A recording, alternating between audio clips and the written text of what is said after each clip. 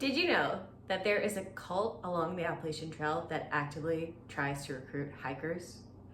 Let me back up. Hi, I'm Audrey. On trail, I'm known as Glow Stick. In 2018, I quit my job in Washington, D.C. to thru-hike the Appalachian Trail from Georgia to Maine. Okay, so there is a cult, legitimately, called the 12 Tribes that has a few different locations near the Appalachian Trail. So I think they have a farm in North Carolina. I think they might have one in Virginia or West Virginia as well. And then they have a hostel and a farm and a restaurant in Rutland, Vermont. When I was thru-hiking the AT, I kept hearing rumors about this cult. And so I was, of course, fascinated. The first time that my family and I came across them was at Trail Days in Damascus. They were there with a food truck serving up really delicious food. I had a veggie burger. It was great. We just went over there because we wanted to see like what they were all about and what they were like and if they would, talk to us, whatever. But we were in a group, so they didn't really come talk to us, whereas they kind of just talked to the individuals. So we talked about the entire trail from Georgia up to Vermont, how we wanted to stay with them in their hostel. They have this hostel that is donation based only. You don't have to pay, but you can. It's above the restaurant, the Yellow Deli, which again, oh my God, the food is so good. They make everything handmade from scratch. I met the bread maker. They have a farm, so obviously a lot of their stuff is really fresh. Anyway, so the hostel is upstairs from the Yellow Deli, and they have 2 bunk rooms, one for women and one for men. So I was there with my guy friends, so I had to go into the ladies' room by myself. But it was kind of cool because bunk room life isn't the greatest. It can be loud and not relaxing and whatever. But because there were so many more men on the AT than women, my bunk room was almost empty. There were only a couple other people in there, whereas the guys said that theirs was so full and loud. So I was like, oh, it's a nice time to be a lady. Anyway, they were super nice, but of course you get kind of a weird vibe from the whole thing. They all dress alike. The guys all have hair about the same length, about to their shoulders, which they tie back. For the people that have glasses, they wear round glasses. The women all have long hair. They all wear long dresses. They're very conservative. And they're all you can tell there's definitely a way that they're supposed to behave, and they're all given very specific jobs. So running the hostel, the job of that was this guy Aish, who was an older short man. He's so nice. And this woman Miriam was there. Apparently she's not normally in this chapter because they have chapters all over the US and the world, but she was temporarily on assignment at this place. So they were running the hostel and showing hikers around, and they would come around and give us free snacks and free drinks. They sell this stuff called mate, which is a tea with a lot of caffeine in it, apparently.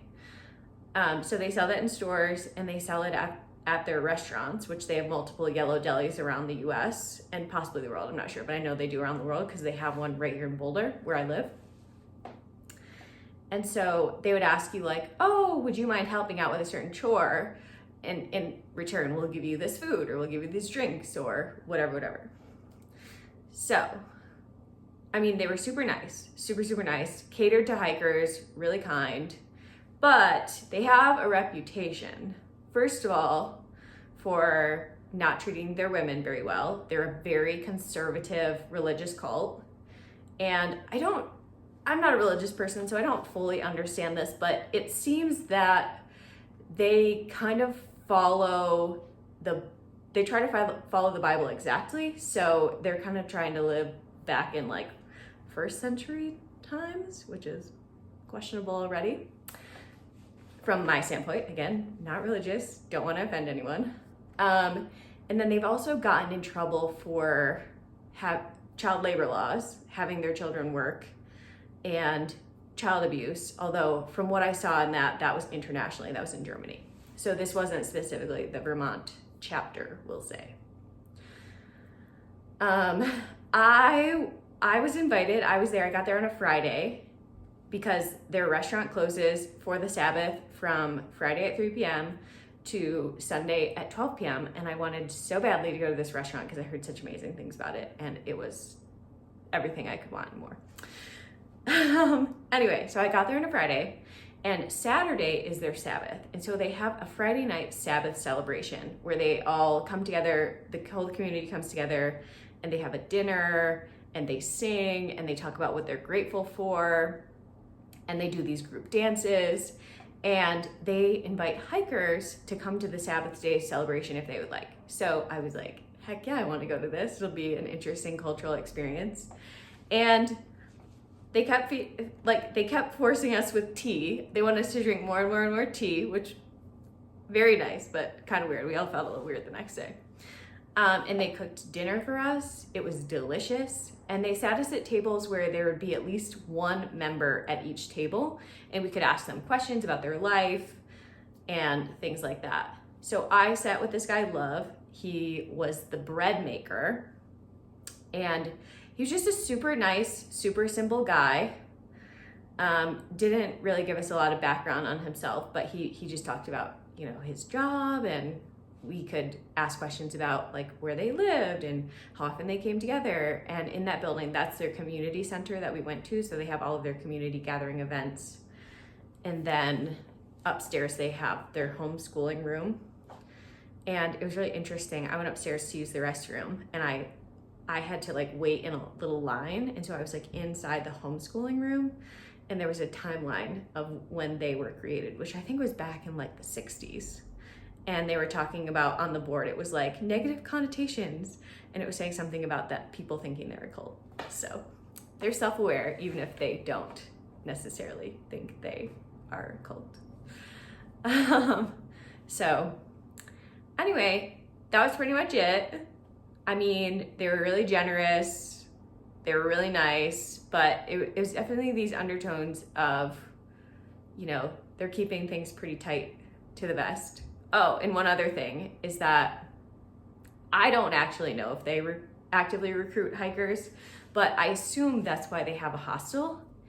And I met a girl who's part of the cult. Her name's Jerusha, because they all take these like old biblical names when they join, and they have to give up all their possessions and money. So this girl, Jerusha, was a southbounder. So she had started, not my year, but I think maybe the year before. She had started in Maine and hiked down to Vermont, to Rutland, and she stopped her hike and joined the cult. So that was really interesting. But I've heard that the women in the cult aren't allowed to speak unless spoken to. And I also heard, this is just rumor, I don't know if this is true, but I heard if you stay at the hostel for more than 2 nights, they'll assign you a special friend if they want to recruit you into the cult, and this person will kind of run into you at least 1 or 2 times once you've left the hostel to make it seem serendipitous, as if like, oh wow, this is meant to happen. Maybe I'm supposed to join. I don't know if that's true, but that's what I heard. And I'll also say that I've been to the one in Boulder and chatted with the people that work there, the cult members. And one guy told me that they really want to start a hostel on the PCT as well.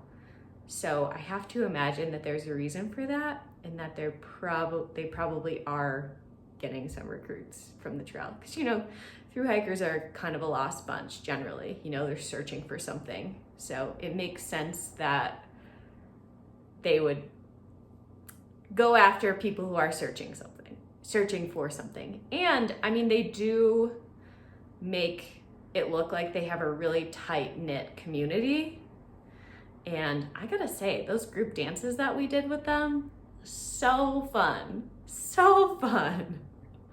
So yeah, that was my experience with the 12 tribes, the cult along the Appalachian Trail. Let me know if you've heard of them, or you've run into them, or if you've had a different cult experience. I'd love to hear it. Okay, thanks everybody. Don't forget to hit the like button and subscribe if you enjoyed this video. Thanks.